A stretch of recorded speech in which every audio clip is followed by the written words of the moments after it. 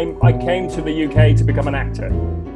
That was the thing that moved me over here. I can only imagine that you've done a ton of these things and you're probably pretty sick of them. And especially when you consider, I mean, we're flattered, frankly, because you know, you have no idea how many people follow us or do anything like that. It could be 15. Better be more than that, but could be less than that. And it's just I don't know. If it's just one person, it's brilliant. I don't know. Well, we'll see. Hey, Mary. Hello. How are y'all doing today? I'm doing fine. Mary, this is Christopher Dane. Hello, Mary. Hi, Christopher. So nice to meet you. Thank you for being with us today. No worries. As I was saying to the guys, it's just a pleasure. So I'm thinking, Christopher, the first time I ever saw you, you were playing Arathorn in Born of Hope. Yeah. Oh my gosh, I forgot about that. I found that did I send that to you, Dave? I'm like a Lord of the Rings super fan.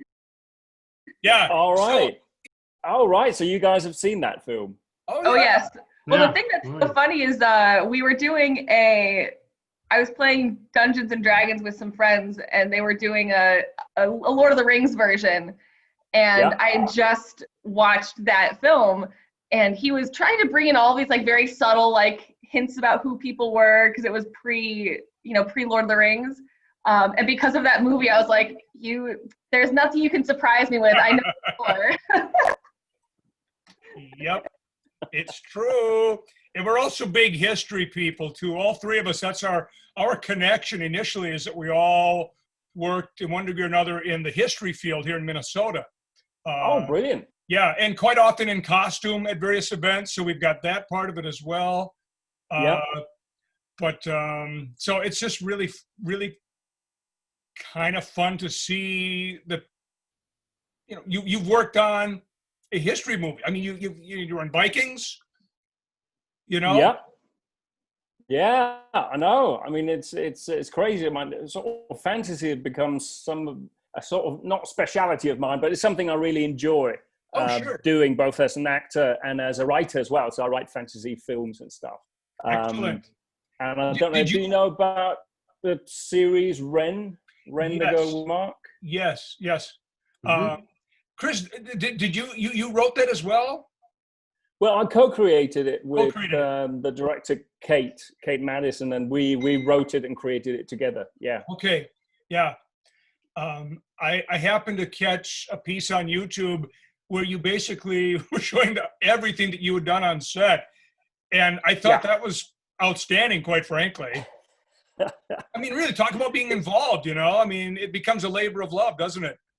It does. I mean, it was a project that started basically with two people, and then we wrote it, we raised some funds for it, and then it just sort of expanded. And I think there's about 400 people that are credited with being involved, and but basically, I was in charge of constructing the set. Because as you know, probably most of it happens in this. Hello. Hi. Hello. Hello. Hi, everyone. Hey, welcome. Thanks for joining us. Good morning, good afternoon, or good evening. I'm not sure which. It is evening, right? Jemima, where are you? Where are you right now? I'm in Paris. You're in Paris. Okay. Yeah. Yeah. I thought that might be the case. Yes. And we're still just waiting for Henk to join us. But as I explained to Christopher, we're just recording right now, and then in the end, we may just show all this as part of it too, because our whole show is just very loose, laid back, if you will. Great. And I mean, we do have a real loose format, not the least of which is, what does everybody prefer to drink with their movies? Oh yeah, that was quite an interesting thing. Well, that's our angle. For better or worse. Yeah. So Jemima, do you have a particular pairing that you would put with the Unfamiliar? Black coffee to keep you on the edge of your seat. Okay.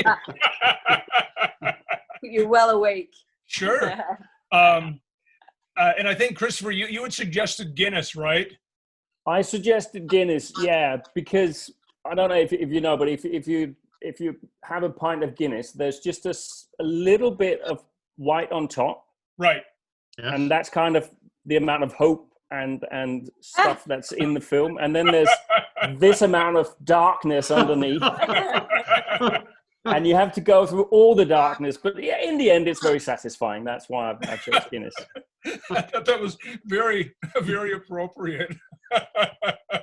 Well, I feel like I'm copping out, but it's like 12 o'clock noon in Minnesota, and I can't day drink, so I filled a tiki mug with just a soda. I'm sorry. Yeah, it's a tiki mug. Wow. I know. Check it out, huh? Very good. Yeah. It's a Wolfman. Yeah, that's right. I think our dear Scott gave it to me at some point. So, well, I think what we'll do is we'll just get started, and as Hank is able to join us, fine. Okay. So, should we make this official? Sure. Why not?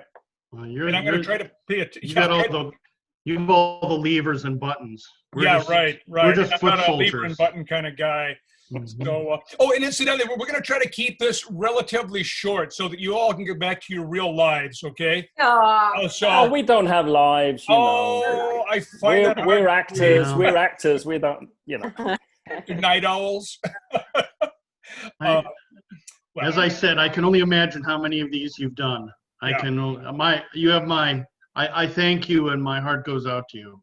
You must have a large amount of patience. It's really fun, actually. Everyone's so nice every time, so it's great. Well, that's good. I'm glad to hear that. Yes. So be good to us. yeah, absolutely. We will, I promise.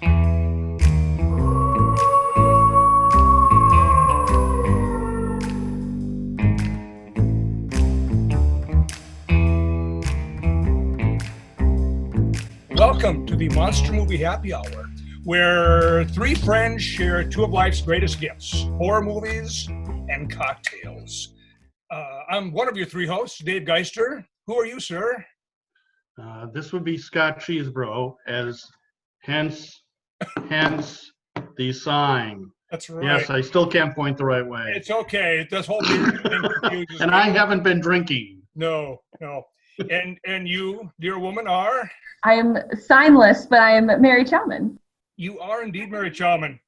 Mary Chalman is the one who classes up our joint when we get together. That's right. This is one of our Monstrous Musings episodes, and normally during one of our Monstrous Musings, we tackle some aspect of the horror genre. We are truly blessed to have the two lead actors from just now released supernatural horror film, The Unfamiliar. We have in front of us, so to speak, Jemima West. And is it correct to say, do you view yourself as I see it right here, a Franco-English actress? Yeah, I've got both nationalities, born in France and English parents, so 50-50. I'm just reading out some of my notes here, and I just really, I realized that I've crossed paths with you in the sense that I've seen you in various productions over the years, and it all came together this weekend. So you are known, at least initially from my standpoint, because you played Alice in Indian Summers. Ah, you saw that. Oh, yeah. In the States, on PBS, probably. Yep. And I just rewatched the last episode again, and oh, man. Yeah. Beautiful. But wow. Thank you. I was really concerned when you and the young lad were trapped in the car at the end there. I hope I'm not giving too much away, but oh man, I did not know where this was going. So anyhow, and of course you were Isabel Lightwood in the Mortal Instruments, City of Bones, big epic. And I get giddy thinking about this, and Mary and Scott will appreciate it. You played Maureen in Lines of Wellington. And yes. We are history people. Worn more than a few red coats. Carried a musket in my time. Scott can see the same thing. Yes. Oh, yeah. Yeah. So huge Napoleonic freak here. So when I made that connection, mine was blown. So anyhow. Oh, wow. Thanks for all this research. No, it's just really cool. So really, thank you for joining us. Thanks for having me, guys. It's a pleasure. And then, of course, we have Christopher Dane, who has seemingly done everything in the movies, one degree or another, right? Including catering. Yeah, right. Set building, the whole thing. The series Ren, the fantasy series Ren. In addition to being history people, the three of us are big fantasy folks. So this is like a weird intersection of all of our interests. A few years ago, Born of Hope, I stumbled across it on YouTube when going down a Lord of the Rings rabbit hole and was delighted. And I've seen it more than once. Yeah. I'm really excited. It's wonderful. Yeah. Oh, without a doubt. And then, and this is, I'm going to get a lot of credit for something I have no part in, but Christopher, the fact that, is it true your first BBC appearance was in Call the Midwife? Yep. Yeah, it was. Yeah, my youngest daughter is going to lose her mind when I tell her that. So, just so you know. And of course, when Hank gets here, I'm just double checking to make sure he's not in queue. We'll talk a bit about his background, his accomplishments. But we love getting a chance to talk to actors and actresses, creative folk in general, who have contributed something to the genre that we all find fascinating. And I think it's kind of funny that in this case, you've contributed to multiple genres that we're interested in. You know, which just makes us all the more fun. But I know something that really attracted me to the concept of the unfamiliar was the whole approach, the whole angle, if you will, that you have the mother coming back from war, all right? And there's the whole question, is she suffering from PTSD or what? So I would be real curious to know, Jemima, and I think I probably know the answer. How did you feel about this approach? You mean, how do you feel as in excited? As in excited, and also in then creating the performance, crafting the performance. It was great actually, but what helped me and the rest of the cast, I don't know if Christopher will agree with this, but we sort of shot chronologically, and without giving any spoilers, there's a first half of the film that's more realistic, and the second part that's much more action-packed and stunty and all of that, and more dangerous, so to speak. And so I think for me, with my own preparation, my personal bit was also helped by the actual process of the film, where the character at first isn't quite sure whether or not it's coming from her or from the outside, and having been away so long and experienced what she has during the war, she comes back, doesn't really know what's happening. Is it herself? Is it her mind playing tricks? And then as the film goes on, reality sort of takes over. Yep. So it was a good experience of the fine line between being more interior and self-centered, so to speak, and then the second part of being more proactive, and like the danger is real. This character has to deal with it physically speaking, as opposed to mentally at the beginning. Does that make sense? Oh, absolutely. Right. Yeah, and Christopher, what's your take on that? Well, I totally agree with what Jemima is saying, and I think for me, and it might sound a bit weird because we are talking about a horror film or quite a dark film, but for me, what was interesting for me was to show a softer side of myself, which is kind of slightly weird in this context. But as Jemima said, sorry. No, please continue, please. Yeah, no. So the first part of the film is at home with the family, and in the scenario, my character has sort of stayed home with the kids. Yep. And therefore, it was a chance for me to play something that I haven't really played before, and that was the challenge for me, and as well to try to portray that normality that also looks slightly not normal. Without any spoilers. Yeah, and that's something we're trying to be wary of. If this movie had been out for even a few years, I wouldn't feel so bad about spoiling things. But since it's hot off the press, so to speak, we don't want to ruin the experience for anybody, other than to say there's a lot going on there, and the twists and turns, kept me moving through the movie to the point where thankful. I thought, oh my God, I didn't see that coming, which was really a nice surprise. There were moments, you know. So, Mary, we haven't had a chance to hear much from you. I've been talking so much. So. One of the things that I thought was so interesting about this film was that it's centered, is interesting in the horror genre especially, is that it centered a woman's experience. But not just that, but a woman's experience with PTSD, something that I don't think is portrayed terribly often on film generally, but certainly not in the horror genre. What sort of opportunities were you excited about when coming into a really unique portrayal of a character for both of you, both Jemima and Christopher? Christopher, go ahead. Well, I think I've touched on that, as in it is a slight role reversal, I suppose, from what you normally what you would see normally. Like it's normally the man comes home from war and there's something wrong and all that sort of thing.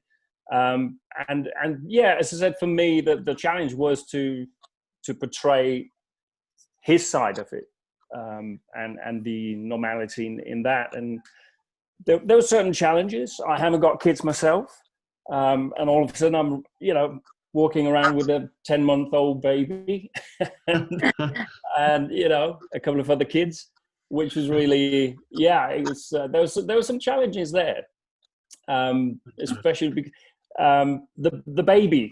By the way, just to talk about that, she was absolutely brilliant. Normally in a film like this, you would normally have money enough to kind of go for some twins, because when one is like faulty, you just hand it over, bring in the other one.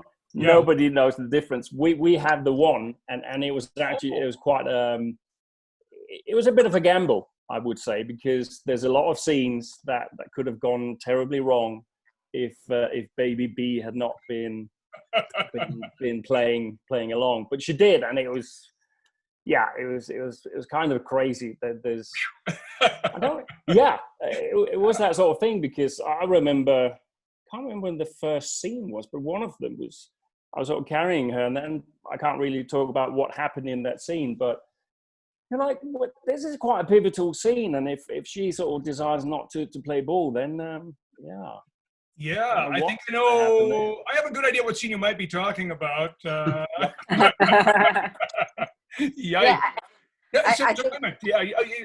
Getting back to Mary's question in terms of... Yeah, I think to pick up on what Christopher was saying about the baby was sort of the same thing throughout the entire shoot, because we only had 4 weeks to shoot the film. Okay. I think that contributed to the excitement as well, because it was 4 weeks of non-stop. So if anything went wrong, we sort of had to turn around and find a solution. And the exciting part of it, and lots of it comes from Henk and the producers such as Llewellyn, who are so excited and were so excited about this project that they sort of brought us all together, and we worked with a team where each and every single person was so motivated. Yes. So given a team like that and an opportunity like that, you can only just go for it. And so coming back to the PTSD and the action, there was very little time to prepare. So all the research we could do was quite short. So we sort of had to go in and dive straight into it, which I think, to be honest, was quite a good thing, because had I known how intense this would have been, I probably would have been extremely tired before I actually even started filming. Yeah. So it was just this combination of all these elements that made it really thrilling and a sort of opportunity that I thought I wanted to try. And the fact that it's a very independent film, for horror, not personally being a huge fan of horror and not knowing much about it, I thought if I was to do something like a horror film, I'd want to go for an even more challenging version. So an independent one where we're all sort of in it together and go for it. Sure. The thing about film, as well as you guys probably know, is that traditionally there's not really a lot of time to rehearse. So as film actors, we sort of used to being thrown in at the deep end. Yeah. And I think, as Jemima said, we filmed chronologically. So I think one of our first scenes, me and Jemima, was a very intimate scene in the bedroom.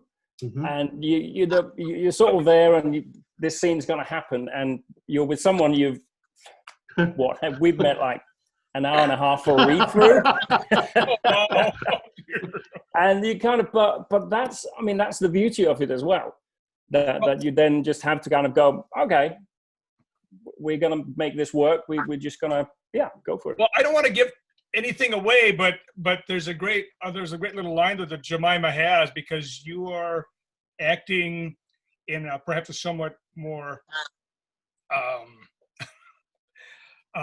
active fashion, or forthright. Forthright. There you go. I like that. Yeah, exactly. And it kind of throws her off for a moment. And we'll just leave it at that. But it's really it's interesting, considering that you two had not known each other for more than a little stretch of time before you were thrown into that. Wow. Yeah. Was Lucky that Chris is a really nice guy. Yeah. She's paid to say that. Of It's course. in her contract. Yeah, right. Was it intentional to, in this case, film in a mostly chronological fashion, or did it just happen that it worked best that it was filmed chronologically? Well, I think we were lucky enough that we had two main locations, two houses. Yep. So we could start with the first part that was in the first half of the film, and then there was a bit of mixing, but in general, we sort of went from A to Z. It was often with filming, what happens is location is what primes on the timing of the filming, and we were lucky enough that the first house came first and the second came second part, basically. Okay, perfect. Sure. Yep. All right. Ooh. I can only assume that there were some long days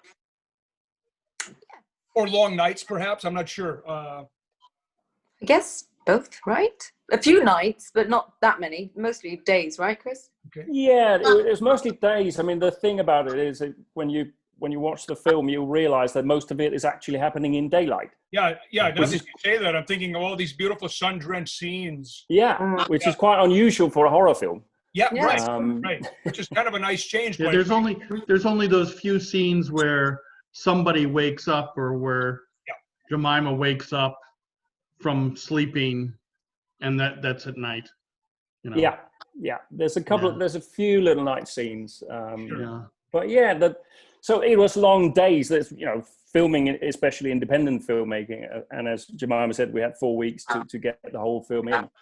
Yep. Yeah, it's just long. It's very long days, and in this case, a lot of the schedule was to do with the fact that you have a 10-year-old and a 10-month-old. Yes. And as you know, there's a lot of rules and restrictions for that. Yeah. So sometimes, us older actors, we're kind of pushed a little bit out of the picture, because it's like, okay, we got the baby for 10 minutes. Let's go. I'd love to talk about the kids, because I think one of the most fascinating parts of this movie is your dynamic as a family. What was it like working with the kids as artists or as fellow actors? Amazing. Rebecca is quite an experienced actress. She plays Christopher's character's daughter and my stepdaughter. So she only joined halfway through because she was already filming something else. So she was fully acting prepped. And then Harry, who plays our son, who I think Chris was about 10, 11. I don't know how I can't remember how. 12, I can't remember. Yeah, something like that. And he just walked in as if he was at home and just knew how to do everything perfectly well. So we were lucky in the sense that it all sort of happened really smoothly. Yeah.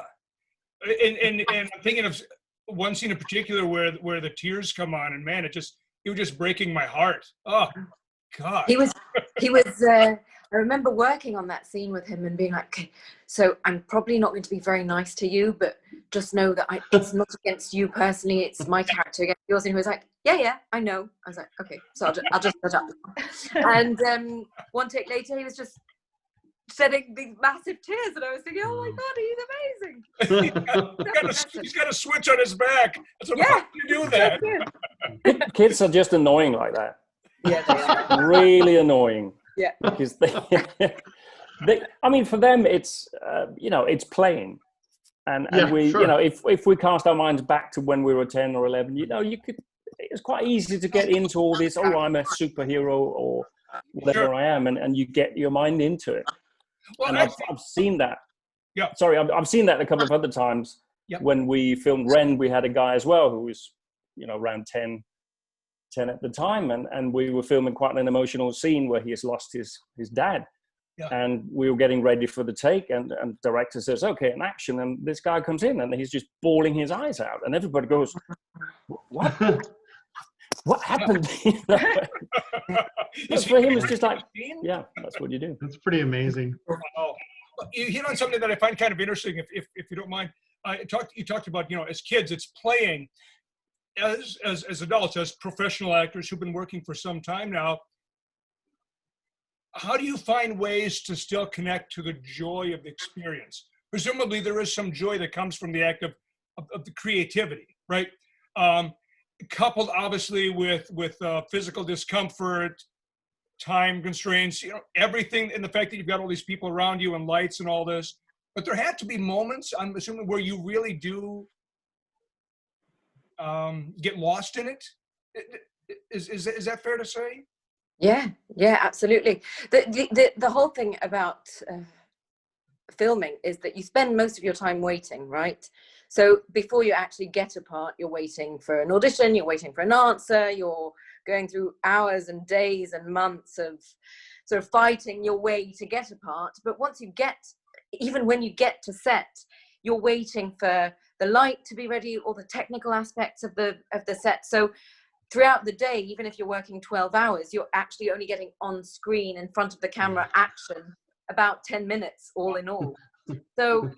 So for those 10 minutes, those are the 10 minutes that I wait for a lifetime. So it's obvious that when I get to those 10 minutes, I'm like, this is the best time, this is the best time. And it's true, occasionally you're being more technical, but when you get into the chewy stuff, the intensity of action or intimacy or a conversation, and when you can actually realize that you think you're alone, that's the best moment. And you do get it. You have to, otherwise you can't. I mean, I wouldn't be able to do this job if I didn't have that moment of fun, of real fun. Yep. And for me, I mean, it's just a case of I never grew up. Yeah. So I'm still 12. But it is. I mean, it's completely true what Jemima is sort of saying. It is, what we kind of live for and what makes us tick. It is that moment when you're in the scene. I'm one of those actors who quite like the technical side of stuff, so all the continuity and all that sort of thing. So there's so many different layers that are happening when you start filming a scene. But at the end of the day, as most of the time, it's two people, it's two actors interacting, reacting with each other. And there's a hell of a lot of stuff going on around you. But as Jemima said, when you can get to that point where you sort of forget all about that, this is about what we are saying and what we're doing. That's what we live for. Wow. So to go in a slightly different direction, and once again, not giving too much away, but that the pouring of the liquid on your body. I know, I'm just watching Jemima's expression. Obviously, it's not boiling hot, but it must have been less than pleasant. Yeah, so I'm going to be honest with you. There was quite a bit of stunting throughout the filming, and it was great. But that was the one scene where I was just as scared as the character. These Christopher and Rebecca, who were involved in the action, were great, and everyone was very considerate. But we had one shot to do it because it was really technical, because it involves water, and I won't tell you more. But I remember just lying down thinking, okay, in about 10 seconds, my entire body, including my mouth, my nose, my nostrils, and my ears are going to be covered by black stuff, and I will not be able to breathe or see anything for 10 seconds. And I have to hold my breath, because if I don't, the whole scene is screwed. Sure. And the experience was completely overwhelming. It was really, really hard for me. I have to be honest. It was one of the hardest things I've ever done. And I feel like I've done quite a few stunts, but that was the hardest. And all I had to do was lie down, but it was horrible. Oh, horrible. Wow. I almost swear I brought it up. It's funny that you do bring it up, because that's actually the one part that I was truly scared. Obviously, I knew I was safe, but it was just me and myself thinking, I have to get through this. And just out of curiosity, from a reality comfort point of view, was that liquid warm or was it cold? Or I think it was cold. It was cold. Yeah. Okay. That would be worse. Freezing. I mean, at that point, I had no idea what was going on, except that I was just probably going to suffocate. So hot or cold, I can't remember. Yeah. It was one of those scenes on set where everything gets really tense, and I bet everybody feels it. Yeah. And I was so feeling it for you, Jemima, because poor thing. You had to, I was just standing there looking down at you. The sheer panic. And that has to be because, as Jemima said, it's a one take sort of issue. Otherwise, you have to everybody has to clean up, and you have to do everything. Exactly. There would just not have been enough time, and we. I think as actors as well, because there was Rebecca and myself standing with this liquid and preparing to pour it onto you, and I think we just that was one of the times where I felt that this is about the three of us, and we were kind of, and now Henk is not here, so we. I kind of felt like I don't give a about what everybody else doing on this. I don't really care. All I cared about was that Jemima was feeling happy and safe, and we kind of we just did this thing that was like, okay, you let us know, because I think action had already been, action and sound, everything was running, and I just remember going, you just let us know when. Because no one else can say when you're ready. And that was sort of it. It was a horrible moment. It was, but I was lucky that you guys were here to accompany me through it. Yeah. Well, it works great. It's got a lot of impact. So all your discomfort was worth it. It paid off. Yeah. Well, and of course, the whole thing was enhanced by some visual effects. I noticed skin starting to turn red and blister. And it's like, oh man, and the sound and the steam. Yeah, pretty rough stuff there. Whew. Wow. Hey, what about the water scenes? Cool. That was cool. Yeah. I loved that. The only difficult thing was that when you're filming, you sort of get in, get out, and then the camera's repositioned and the light gets back on, and you're sort of there in your wet clothes. You can't change costumes a million times, so you're sort of drying up with towels or trying to figure out a way to stay comfortable between takes. But once I was in the water, or once the others, I think, quite enjoyed it too. It was just so much fun. And I got to learn how to dive underwater with a proper tank, and it was so much fun. I loved it. And it looked so good. Oh yeah, those are some great shots too. Yeah, they're some of my favorite shots actually. Really nice. Yep. Yeah, they're actually, for a horror movie, those underwater scenes, the way they're lit are really beautiful actually. Yeah, they're quite like poetic in a way. Yes, absolutely. There's sort of a blue cast to them, or a shade of blue that's really beautiful. Yeah. I almost think that makes horror movies almost more unsettling, is when things happen in the daylight versus the nighttime. We all know that nighttime is inherently frightening, but if spooky things are happening during the day, there's nothing you can do to stop it. That's true. Yeah. That's a good point. Yeah, because that's where we are supposed to be safe. Exactly. And when we're not, that's a lot more unsettling, I think. Yeah, absolutely. I thought the movie did a really good job of sort of setting up certain expectations and then kicking the stilts out from under you as a viewer. And I really applaud that. Wow. Hey, the basement set. was that actually in one of those buildings, or was that a separate location? That was the studio set. Okay. Oh, okay. Sure. Yeah, that was built for it. Yeah, well, I thought that might be the case, but you just never know. So I just got to. No, we could have been lucky and found it. The problem with basements are always there's no room. Right. And you have to have a camera and a crew and all that sort of things. So you simply can't get the wider shots in a small little basement. So yeah, that was a set. Well, it certainly makes sense. But it seemed like for the most part you were filming in practical locations. Yeah. Which I suspect add perhaps a little more to the reality of the moment. Absolutely. Okay. Yeah, I know. I was really impressed by the fact that you were able to make the location you were working in look like Hawaii.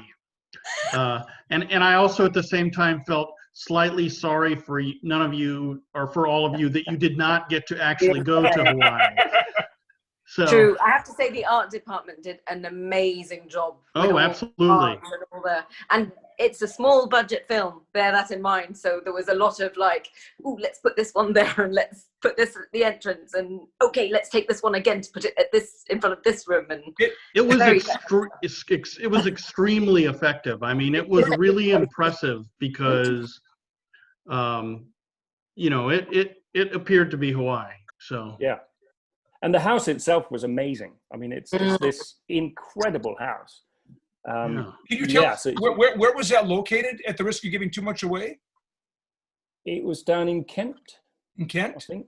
Okay. Yeah. Or Surrey. Was it Surrey? It's south. Yeah, south of London. It's just an incredible house. And as Jemima said, the art department did, they came in with with a huge truck full of all these exotic plants. Yeah. And you would line up a scene, and then while we were rehearsing and stuff, people will walk around and look which window you could see something from. And then, a minute later, there was a forest there in front of the window. And it was quite incredible. I must admit, when I read the script, I got very excited that we were all going to Hawaii. Yeah. Yeah, I would have too. So that leads me into a question that I'm remiss to have asked earlier. What was it that drew both of you to the project initially? Well, for me, it was as I said, it was that chance to play something that I hadn't played before, and that's mainly what I'm looking for when I'm looking at projects. Yeah. I mean, there's obviously, if it's huge and commercial and there's lots of money in it, hey, I'll play anything. But when it's the smaller budgets, when independent stuff, I think Jemima probably has the same thing, that you always look for something that is quite a little bit different from what you've done before. So there's a bit of a challenge for you, and you're not kind of repeating stuff from other parts or other roles. Sure. It could be things like, it could just be some stunts that you can try out, or it's in the nature of the character. Definitely agree with Chris on that. And I'd add also that the creative team behind, and their overexcitement and energy. Yep. Talking to Henk, our director, who we sadly missed today, unfortunately. He's actually, he thought it was at 1:00 our time. I just got a message from him. I apologize. That's why I was looking down. So I said, hey, we're talking now. If you can join us, I said, great. Oh, that would be great. I know our dear Mary has a very important appointment she has to meet in a few minutes. So we might have to I mean, if you ever get a chance to chat to him, you'll see what his energy is like, and you might be able to understand why it's so compelling to chat to him and want to spend time with him and work with him. So the excitement of challenging yourself to something new and working with really exciting creative people, I think that makes you want to go for it. Sure, absolutely. Can we ask what either you are up to in the near future? I mean, I know that this pandemic has messed a lot of things up. Oh, I think Henk's about to join us. And Mary, your time is just about... That's okay. We'll cross paths briefly. Okay, well, take care, Mary. Thank you so much. Hi! Hey, Hey. I'm so sorry, guys. I had it in my calendar as 9 o'clock. And I know that email said something different, but in my calendar it said 9. Sure. And I'm very sorry. But anyway, I'm here. That's okay. Hey. No, it's a lot to keep track of. That's right. Mary, before you go, did you have anything in particular you wanted to maybe ask Henk? Oh my gosh. On the spot, just like that. Yeah, there you go. Well done. Lovely to meet you. It's so nice to have you with us. Thanks for joining us today. I guess the one thing that I really was excited about in this film was that it centered a woman's narrative with the sort of ambiguity around PTSD. What drew you to that sort of story when developing this film? I think what drew me to the story was more the idea that if you look at you get free flow verse, and then you get a sonnet, and then you get a haiku. And the thing with a haiku is like it gives you a little bit of information, it leaves you with a lot of gaps, and in those gaps you can fill in the story. And it's a way to create tension, and it's a way to create mystery, and to use tropes to misguide or guide audience into a fresh sort of plot by using things that they've already seen and things they already know about. So every single thing, every single plot point in the unfamiliar is there to guide or misguide you. And so is the PTSD, and so is the hallucinations, and so is the psychological state, as well as, in a way, even the mythology. So what drew me to the story is not, I didn't want to make a social statement in terms of it's a female going to war, coming back. But I rather wanted to look into the emotive side of the story of an actual mother trying to keep her family safe. And what does it mean to keep your family safe when you have to fight the invisible enemy, or you're not sure of your own sanity? And in that context, I think there's an emotional in for the audience. But with what I just said about the plot, I think that makes the film more unique, and that's kind of why I wanted to tell the story. Wonderful, thank you. Well, this is about the time for me to sign off, so I will leave you in the very capable hands of Dave and Scott. Thank you all for joining us. It was so nice to meet you all, and I'll hopefully get a chance to connect, or hopefully our paths will cross again sometime. Yeah, thanks so much. Have a great day. Bye. Thanks, Bye, Mary. Yeah. Well, we had sort of a long-ranging conversation with your two lead actors, and it's really tempting to want to now put you on the spot and say match your version of events with theirs. But I think we could all agree that you have a lot of enthusiasm and energy, which I think goes a long ways towards buoying up the cast and moving things forward. Is that a safe assumption, Jemima? Yeah, I think. Yeah. You got it. Thank you. I think energy goes a long way. It's also the thing about an independent filmmaking experience, which I think people have sometimes a little bit of a misconception about, because it is really fighting the wolf at the door while you're making a film all day long. So, and it's like a 3 to 5 year process. So you're trying to make something that an audience will enjoy in 6 years from now. Yeah. So it's looking into the future. So I think if you don't have enthusiasm, you're kind of stuck. You're kind of stuck. And I can only imagine how much the pandemic throws a whole wrench into that and slows that process down, or at least complicates it. Yeah, exactly. And on that point, I just want to apologize to Jemima. We had a cinema release. It was going out to North America, and the pandemic took it away. It was like, it was my Well, of course, we've dealt really poorly with the pandemic here. Yes, we have. And that has made almost all films now released not cinematically. They're all getting, Yeah. Who knows how long before that will change?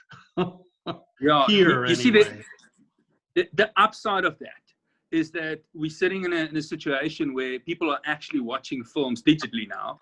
The behavior has changed, and we can get to the consumer. And with a smallish film like The Unfamiliar, if we market it in a clever way, we can get into the ring with studio films, you know. So I think that's the positive spin about it.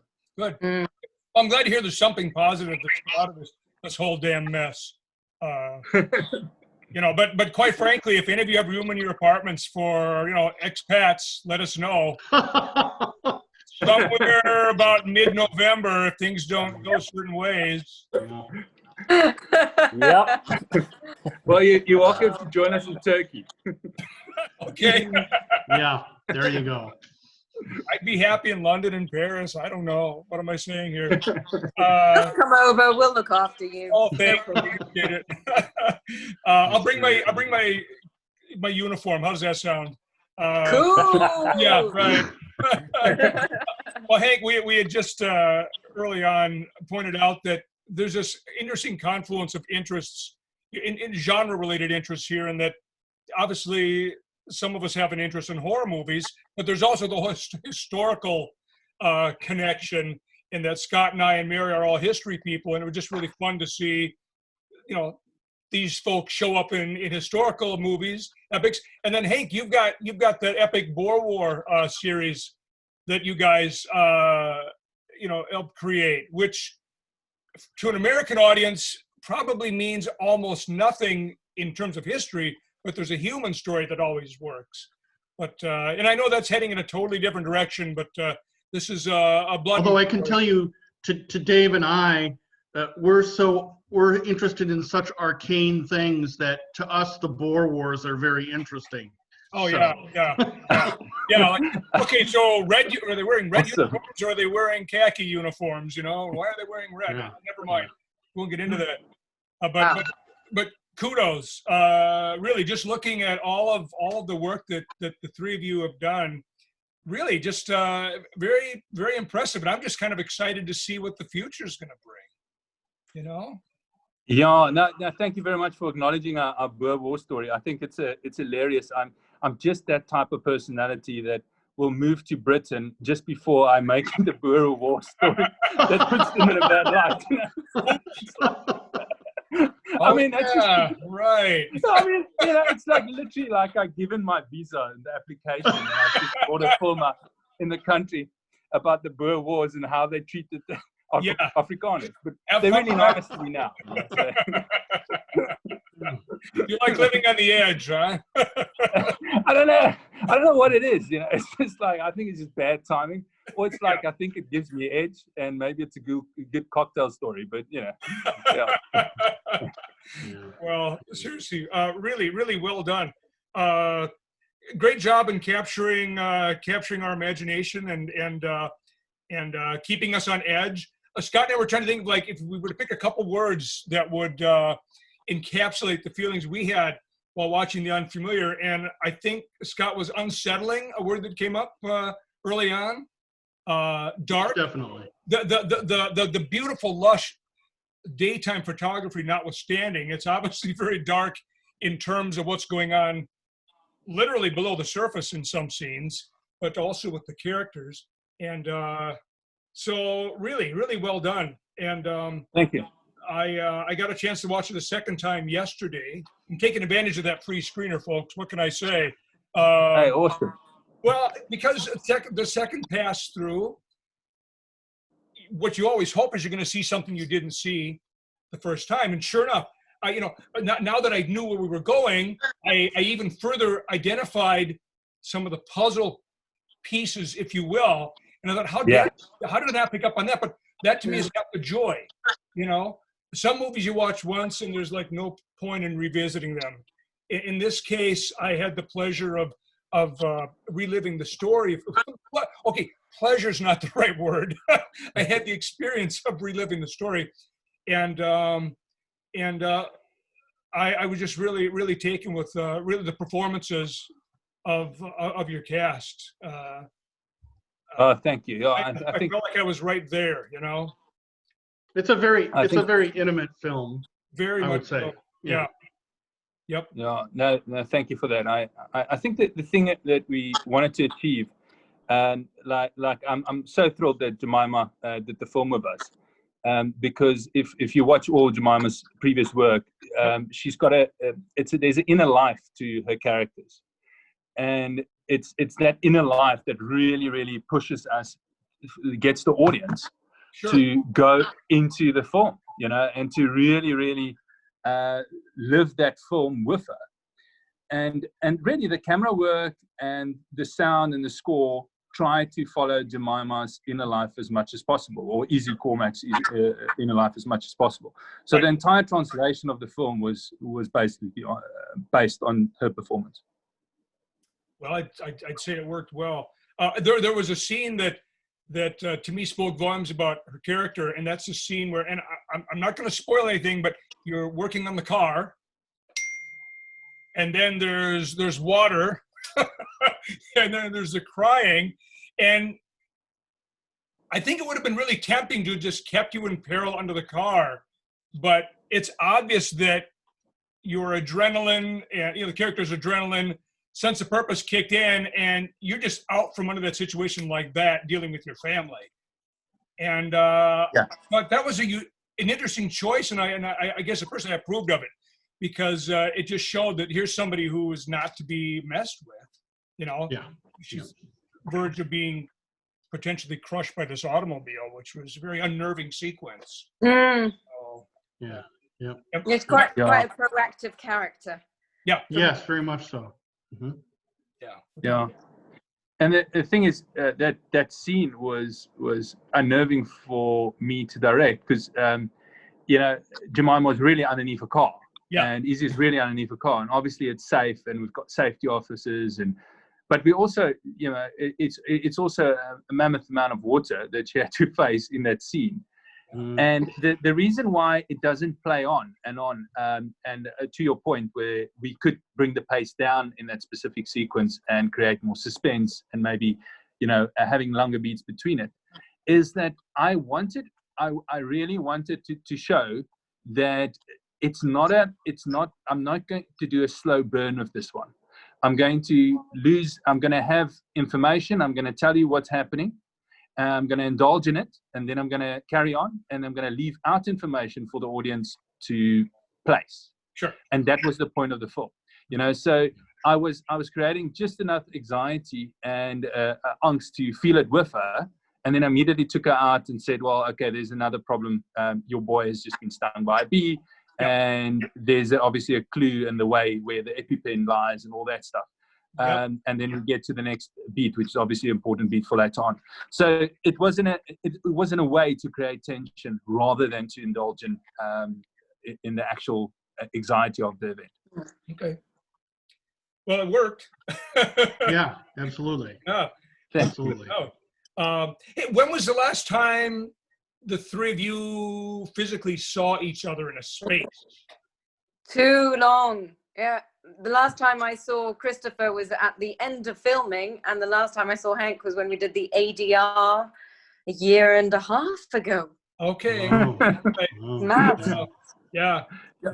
She lives in Paris, and we need a Schengen to go there still. It's like a different visa, and the queue is quite long at the moment. But it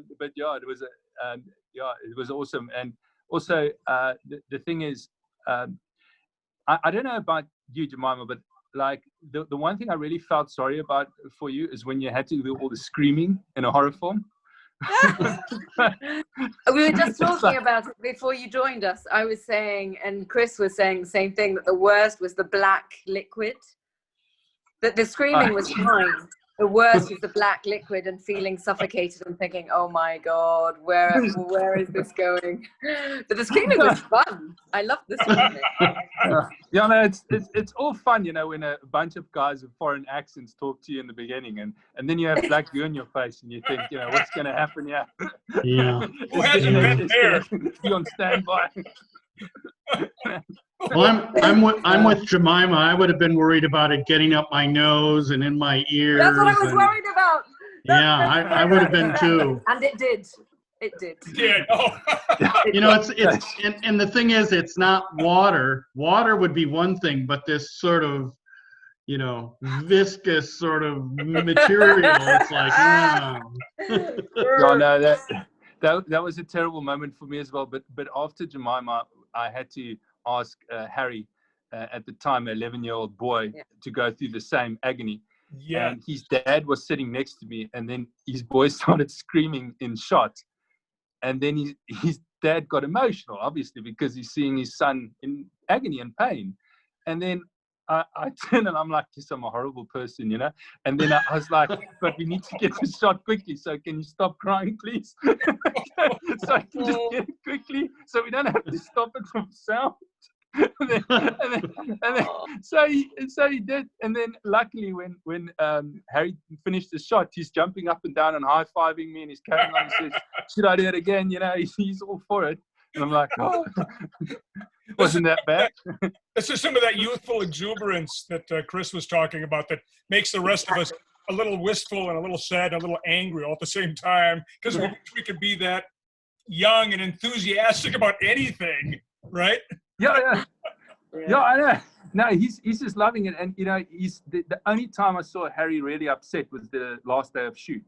When he was, and he had such a great the chemistry of Jemima. I wanted to ask Jemima, sorry, I'm just going to take this opportunity.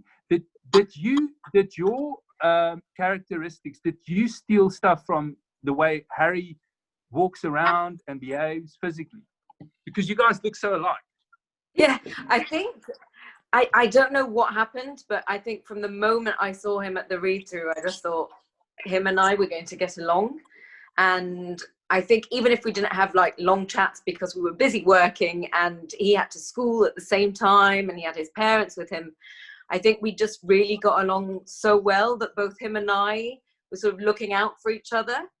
So there was no conscious, I have to admit, there was no conscious decision about that, but it just matched. Because even sometimes when you talked, you rolled your R's or something, and he does that. And I was like, what is going on here? Because I'm in the edit, and I'm like, huh? Wow. So funny. It's all his talent. It's all him doing it. I didn't do a thing. I don't know what happened there. No, but he really is. He was so good. Maybe there's a little bit of osmosis there. I don't know. Maybe. Just being together. I hate to say it, but we're getting down to the last few minutes that Scott and I have allowable. And I would once again, I was just asking Jemima and Christopher, and we never really got to it. You know, what sort of projects you maybe have on the horizon that you're looking forward to? Maybe something you're self-generating. Maybe if all three of you wouldn't mind just giving us just a taste. If you can, because a lot of us are stuck. I mean, I'm actually in my studio upstairs where I draw and paint, you know, and certain projects just went away. And so I can only see what's happening to everybody else right now. Yeah. From my point, it's very quiet. Things are on hold, so I can't talk about them, and I'm just fingers mega crossed that they will happen in the near future. Yeah. And I just hope that if we all stay safe and we all sit tight, we can get back to work as soon as possible. Things are starting to open up in France, and there is filming going on. So I'm hoping that these projects do come to life. This is assuming the United States doesn't bungle this the way we have so far, but we'll just leave it at that. Yeah. How about you, Chris? I've got a couple of scripts that are sort of being looked at, but again, that's probably way down the line. Sure. I've been lucky and I've done a little bit of mocaption, some motion caption filming last week for a game. So that's cool. And there's another film coming out in a couple of months' time that I wrapped last year. But yeah, just like with Jemima, everything's on hold, and we're just waiting for things to sort of start up again, and then fingers crossed. Understandable. Yeah. And Henk, what's going on with you guys at Dark Matter? So we did an animation because we thought we couldn't shoot, so we got an animation house and a sound house. So we're doing a JV with that, which is pretty cool. It's the first animation we're doing for children. So from horror to children. Yeah. You need voice actors. No, absolutely. I need a tortoise. So if you want to be a tortoise, you're in. But so we're doing that, and then we're waiting for the borders to sort of open and people to travel safely, so we can shoot something. Which I had to make really small in terms of cast, because it was a big cast, and then we were like, oh, we got to make it smaller and smaller and smaller because of the safety concerns. Yep. But luckily we are shooting it at a studio now that is very COVID safe, and we're waiting for 1 year, and then basically we're doing it. But it's exciting in terms of that we're actually going out of our rooms and doing something. Yes. But I'm quite anxious about it, to be honest, because I mean, you know, the one cast member is an elderly gentleman, and I've got a lot of respect for the actor. So we obviously will make it very safe, but it's still like, yeah, it's such an uncertain time for us. You know, I'm in my previous film, it was a black goo that's totally harmless, and it's awful to watch people go through that. Now it's COVID pandemic. You know, like what do you like? You can't, actors can't kiss, they can't go in the same proximity. There's got a lot of issues around that, but at the same time, I'm just happy to work. You know, so yeah. Sure, absolutely. Oh, that's nice. Yeah. Well, I'd like to personally thank you for your generous sharing of time, because as I said early on before you got here, that, you know, I can only imagine how many of these you've done, with not knowing what the return or payoff is. As far as you know, we could only have 5 people that listen or follow to us, so this is a lot of, at least 6. Yeah. So I really appreciate your generosity and sharing the time, because time is valuable, even if it's personal time. So thank you very much. Well, thanks for having us. It Greatly was really appreciated. nice. It was nice fun. Well, good. Good. Yeah, good talking to you. And thanks for sharing the movie with us. We're absolutely. excited to have people go check it out. We want people to go watch it, you know. And I think we should just end on a note. Oftentimes we'll raise a glass of whatever we're drinking, and we'll say, you know, here's to all the people who bring us all the movies. You know, we just have an appreciation for all the hard work that goes into it at every conceivable level. And so thank you for doing that for us, you know. We appreciate it. No, for sure. Thank you, guys. And sorry about being a little late on the podcast. I never miss a date. It's just my calendar. But at the same time, the investment to actually watch a film that people send to you and then take the time to have a conversation about it, it's really what I appreciate, you know. So it's awesome to have guys like you out there and making our lives easier to get a film to an audience. Well, we appreciate it. Pleasure. Yeah. So. All right, I'm going to send you back to your real lives now. So great to chat. Great to meet you. Bye. Thank you. Bye. Oh, thanks. Bye, everyone. Cheers, guys.